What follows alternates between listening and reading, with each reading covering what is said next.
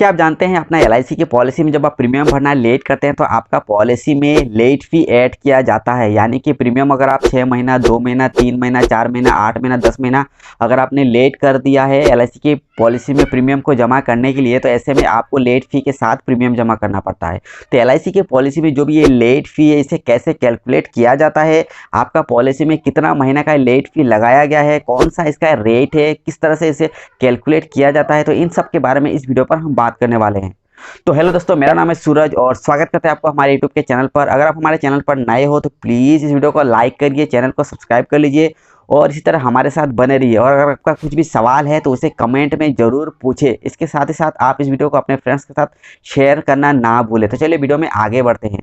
LIC की policy में आपको ग्रेस पीरियड मिल जाता है, यानी कि जो भी आपका प्रीमियम का ड्यू डेट है उस डेट से आपको 30 डेज़ का ग्रेस पीरियड मिलता है। इस ग्रेस पीरियड के बाद से ही आपको लेट फी पेमेंट करना पड़ता है। यानी कि अगर आप ग्रेस पीरियड के बीच में या फिर ग्रेस पीरियड के अंदर अगर आप प्रीमियम को जमा करते हैं तो आपको किसी भी तरह का लेट फी, कोई भी एक्स्ट्रा पैसा आपको नहीं देना पड़ता है। लेकिन ये ग्रेस पीरियड खत्म होने के बाद से ही आपका पॉलिसी में लेट फी को कैलकुलेट किया जाता है और ऐड करना शुरू कर देता है। तो इसे कैसे कैलकुलेट करते हैं और कितना आपका लेट फी ऐड किया जाता है, इसके बारे में हम बात करेंगे। तो चैनल पर नए हो तो प्लीज़ चैनल को सब्सक्राइब करिए, क्योंकि हम यहाँ पर डिटेल में आपको दिखाएंगे और पूरे एग्जाम्पल के साथ आपको यहाँ पर हम बताने वाले हैं। तो चलिए वीडियो में आगे बढ़ते हैं। आइए एलआईसी पॉलिसी की जो लेट फी है उसका कैलकुलेशन कैसे करते हैं इस बारे में अच्छी तरह से हम जानते हैं। सबसे पहले आपको बता दें कि आपका एलआईसी पॉलिसी में जो भी ड्यू डेट है उस ड्यू डेट से आपको 30 डेज़ का ग्रेस पीरियड मिलता है। जैसे कि हमने पहले ही आपको बता दिया है कि आपको 30 डेज़ का ग्रेस पीरियड मिलता है।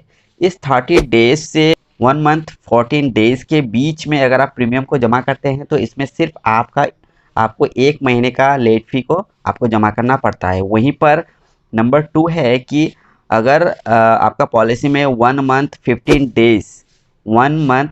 डेज से 2 मंथ्स 14 डेज़ के बीच में अगर आप प्रीमियम जमा करते हैं तो आपसे 2 महीने का लेट फी को चार्ज किया जाएगा।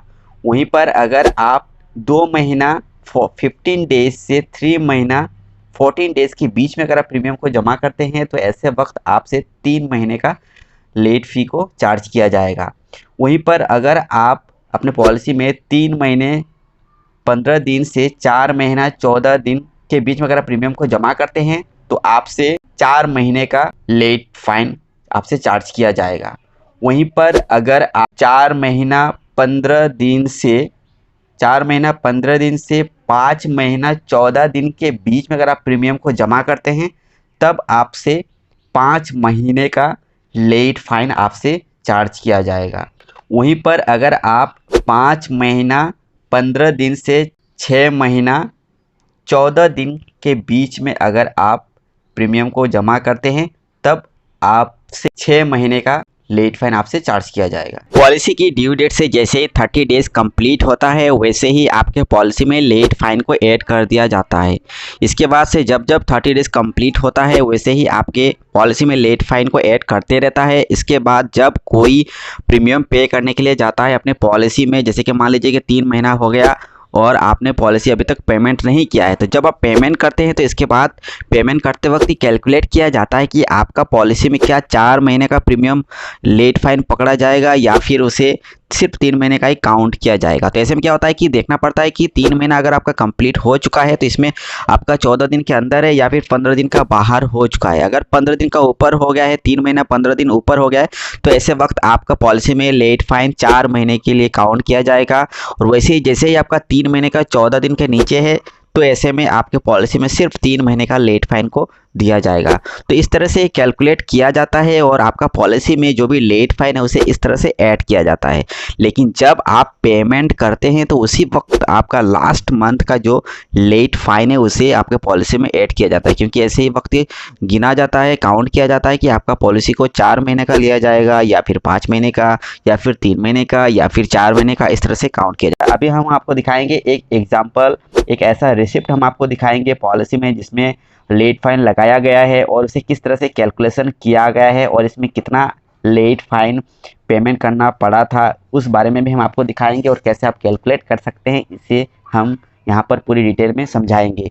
तो वीडियो पर इसी तरह बने रहिएगा, चैनल को सब्सक्राइब अवश्य करें।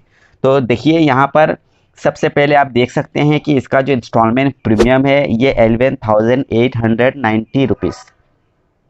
इसके बाद आप यहाँ पर चेक कर सकते हैं कि इसका जो मोड है ये ईयरली मोड है, और जो ड्यू है फ्रॉम ड्यू टू, यानी कि 10/12/2022 से 10/12/2022। इसका मतलब है कि ईयरली प्रीमियम है ये। इसका जो प्रीमियम का जो ड्यू डेट है 2022 दिसंबर की 10 तारीख में ड्यू था।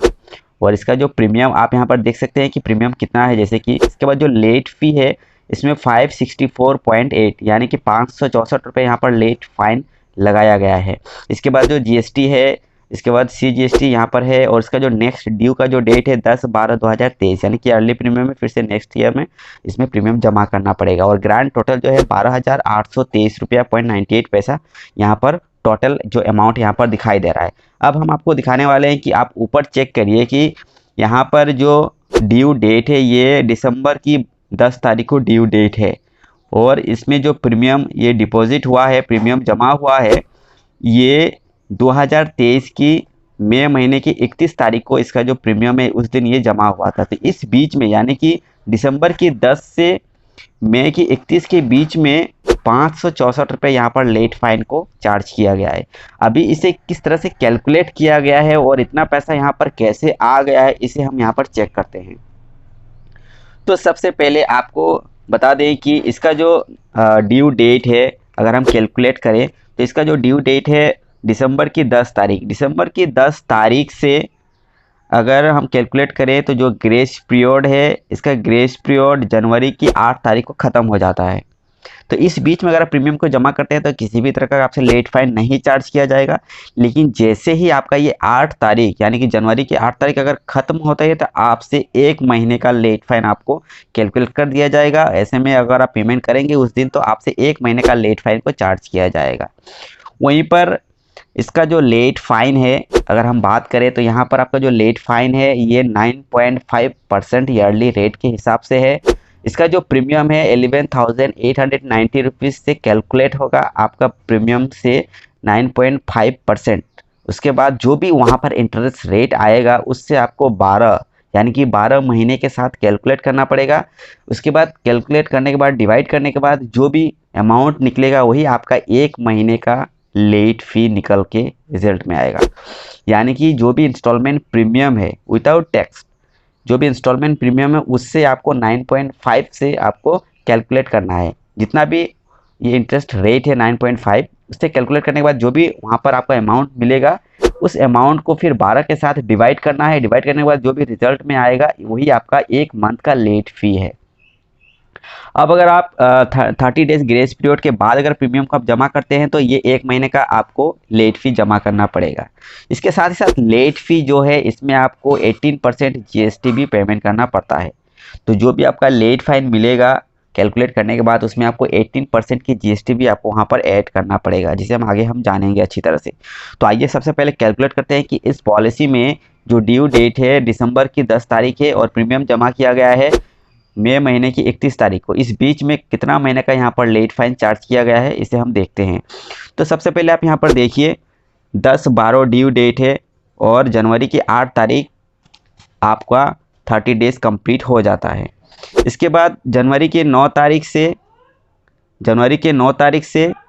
फरवरी की 7 तारीख आपका 2 महीना कंप्लीट होता है। फिर फरवरी की 8 तारीख से मार्च के 9 तारीख के बीच में आपका 3 महीना कंप्लीट हो जाता है।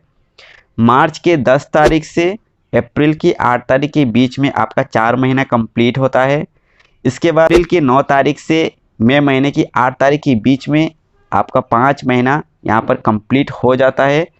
फिर यहाँ पर मई महीने की 9 तारीख से यहाँ पर आप देख सकते हैं कि मई महीने की 31 तारीख को पेमेंट किया गया है। इसका मतलब है कि मई महीने की 9 तारीख से 31 तारीख मई महीने की 31 तारीख को आपका टोटल 23 डेज होता है। तो इस हिसाब से 1 2 3 4 5 यानी कि 5 महीना आपका ऑलरेडी कंप्लीट हो चुका है और जो लास्ट जो मंथ है उस महीने में आपका 23 डेज सिर्फ हुआ है। इसका मतलब है कि अगर आपका 5 महीना 14 दिन के अंदर अगर होता तो आपसे सिर्फ 5 महीना ही चार्ज किया जाता है। लेकिन जैसे ही आपका 5 महीना 15 दिन का ऊपर है अगर आपका टोटल दिन, तो ऐसे वक्त आपसे 6 महीने का प्रीमियम का लेट फी चार्ज किया जाएगा। तो उस हिसाब से यहाँ पर आप देख सकते हैं कि 3 यहाँ पर आपको 6 महीने का लेट फी पेमेंट करना है।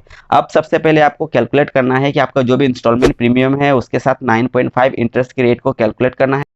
जो भी अमाउंट निकलेगा उसे आपको 12 के साथ डिवाइड करना है। डिवाइड करने के बाद जो भी अमाउंट मिलेगा उसे 6 महीने के साथ फिर से मल्टीप्लाई करना है, और मल्टीप्लाई करने के बाद जो भी अमाउंट मिलेगा वही आपका लेट फ़ी है। अब ये जो लेट फ़ी मिलेगा आपको, उसके साथ आपको क्या करना है, इसके साथ आपको 18% जीएसटी जो है उसे भी यहाँ पर ऐड करना है।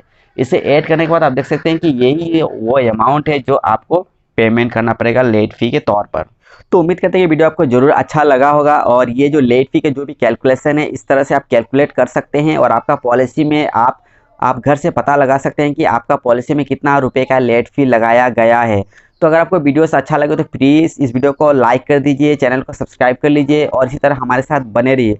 और अगर आपका कुछ भी सवाल है तो नीचे कमेंट करें, क्योंकि मैं हर कमेंट का रिप्लाई देता हूं। इसके साथ ही साथ आप हमारे जो सूरज बारे जो ब्लॉग है वहां पर भी आप विजिट कर सकते हैं, और वहां पर बहुत सारे ऐसे LIC पॉलिसी, इंश्योरेंस पॉलिसी से संबंधित बहुत सारे ऐसे आर्टिकल वहाँ पर लिखा गया, उसे भी आप पढ़ें और वहाँ से कुछ जानकारी हासिल करें।